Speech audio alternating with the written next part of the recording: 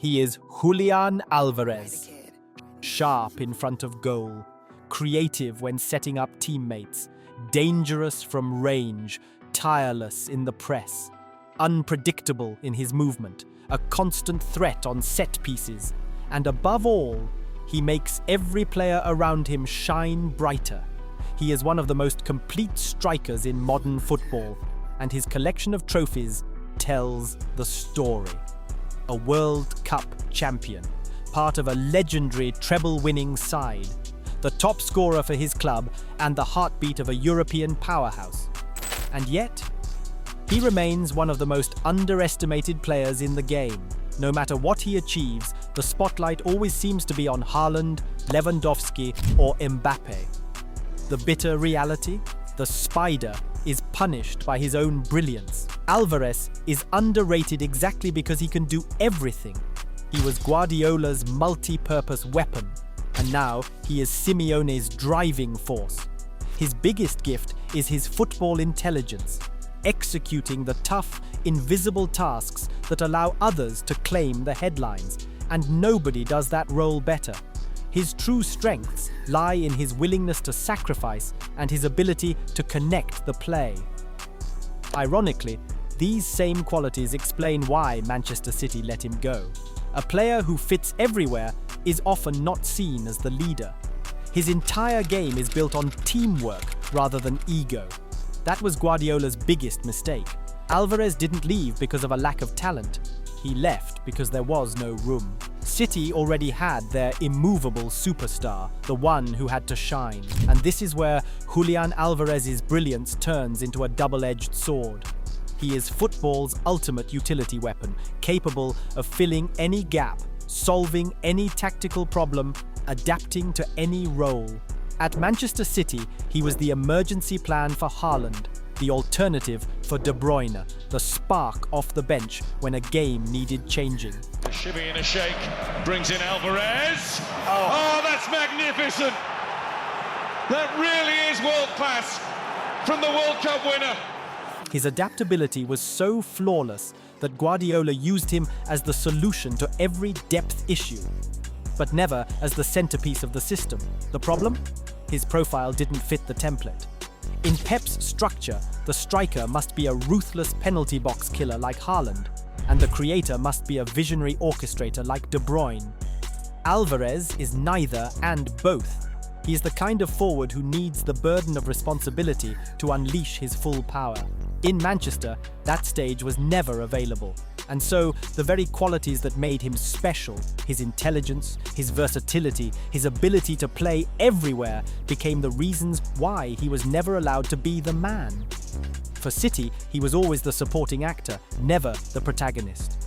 Every time he showed his quality, it only reinforced the idea that he was too valuable as a fix to commit to in one position.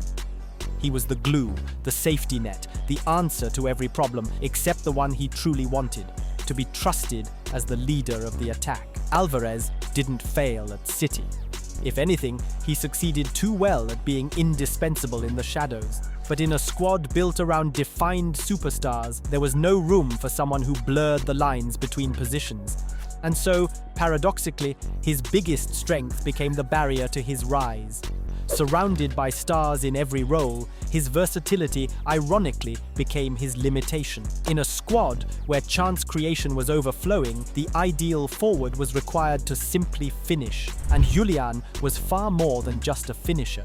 At City, his instinct was to link play, to press, to create balance between lines. But the machine around him didn't need balance. It needed a cold executioner.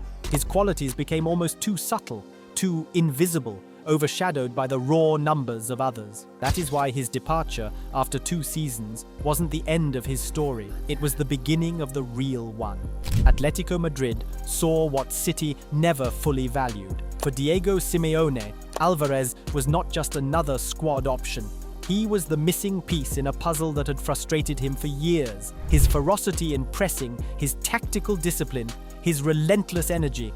These were not secondary skills, but weapons strong enough to redefine a team's identity. Simeone understood what Pep did not. Alvarez isn't just a striker, He's a system in himself. He can press like a winger, finish like a number 9, and link play like a number 10. He can win the ball in his own half, carry it forward, and be the one who finishes the move. That capacity to change a match in so many ways makes him the hidden key every elite team dreams of. And the difference was immediate. Under Simeone, every performance became a lesson in modern football. Where others saw just running, Simeone saw intelligence. Where others thought of him as a backup, Simeone built the team around his intensity. Watching Alvarez in Madrid is to witness not just a striker, but the evolution of the complete forward. That intensity had been forged long before Europe, in the crucible of River Plate. From his earliest days, Alvarez wasn't just a striker waiting for service. He was a predator who hunted defenders, who pressed with obsession, who turned every loose ball into an opportunity. He didn't simply finish chances, he created chaos that led to those chances. His footballing education under Marcelo Gallardo taught him that talent alone wasn't enough. You had to play with fire, with sacrifice, with a relentlessness that blurred the line between survival and domination. By the time he stepped onto the European stage, his DNA was already coded with life or death urgency. And it was that urgency that carried Argentina when everything seemed to collapse. At the 2022 World Cup, the headlines naturally belonged to Messi's magic, Martinez's saves, and Di Maria's flashes of brilliance. But beneath all that, hidden in the shadows, it was the spider who held the web together. His pressing set the tone, his running gave Messi the freedom to breathe, and his goals arrived when Argentina needed them most. He didn't just play like a forward, he played like a shield, a worker, a fighter. In Qatar, Alvarez embodied the kind of intensity that can't be coached. It was forged in Argentina's pitches, hardened by River Plate's demands, and unleashed at the exact moment the national team needed an unsung hero. He didn't start as the chosen one. He began as Lautaro's understudy, but game by game, through sheer work rate and decisive moments, he became undroppable. His goal against Australia was not the product of genius flair, but of predator's instinct, being at the right place at the right time, with the sharpness to punish a single mistake from the goalkeeper. After every lost ball or rebound, Alvarez was the first to chase, the first to bite at defenders' heels. While Messi could conserve his energy to orchestrate play, Julian covered double the ground. His relentless press forced mistakes, lifted the entire team's intensity, and gave Argentina's number 10 the breathing space he needed to dictate the rhythm. In those moments, Alvarez was more than just a striker. He was the tactical shield, and that's why, when the World Cup final arrived, there was no discussion. He wasn't only the kid from River Plate anymore. He was Scaloni's chosen number 9 and one of the champions of the tournament. But then the question comes, if he had already proven himself on the biggest stage, why wasn't he Manchester City's undisputed leader? The answer is simple. Alvarez needed a coach willing not just to use his work ethic, but to build an entire project around it. The transformation came under Simeone. From being a cog in a possession machine to becoming the spearhead of a team built on transitions, duels, and intensity, Julian finally unleashed his full potential. The Cholo didn't see him as a supporting actor, he made him the axis of his attack. What Guardiola had shaped into versatility, Simeone converted into a weapon of pure productivity, turning Alvarez into the reference point for Atletico's entire system. His role in vertical transitions has now become his trademark, and when you compare him with the game's biggest names, Mbappe, Haaland, Lewandowski, the numbers are striking. Despite having fewer minutes on the pitch, Alvarez recovered more balls, provided more assists, advanced the ball further with his passing, and created more goal-scoring chances per game than all of them last season. What makes that even more impressive is where he receives possession. Unlike Haaland, Mbappe, or Lewandowski, Alvarez often starts deeper, closer, to his own half. His movement across the pitch is what drives Atletico forward. And among all the partnerships he's built since arriving in Madrid, none is more important than the one with Antoine Griezmann. The Frenchman acts as the brain, drifting deeper to connect play, while Alvarez becomes the executor. Griezmann creates the angles. Julian provides the runs, the pressing, and the ruthless energy that Simeone craves. Together, they form a devastating duo. One the mind, the other the engine. This partnership is the perfect balance. Griezmann dictates the rhythm, Julian creates the openings. It's a setup where Alvarez can switch roles seamlessly. Sometimes the ruthless number 9, sometimes the relentless presser, sometimes the creative link in the final third, or even the long-range threat. At Atletico, he's no longer the backup plan. He is the plan. Now positioned higher up the pitch, within a far more dynamic system, his efficiency and direct impact on goal have exploded. Simeone realized something crucial. You cannot restrict Julian to a single role. You must allow him to be everything at once, but with one clear purpose: scoring. And the outcome is undeniable. A forward who can decide matches in any way, a bicycle kick on a Champions League night, a brilliant free kick, or the simple act of pressing a defender into a costly mistake.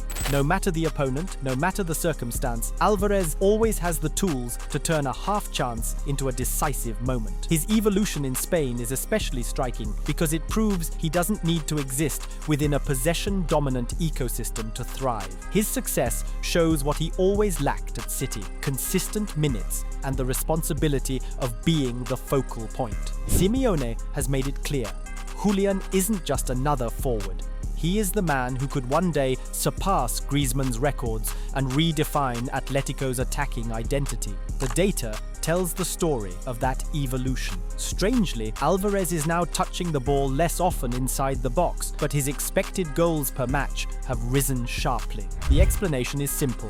He's receiving fewer chances, but in far more dangerous positions. With his elite finishing, he has already scored well above what the models predict.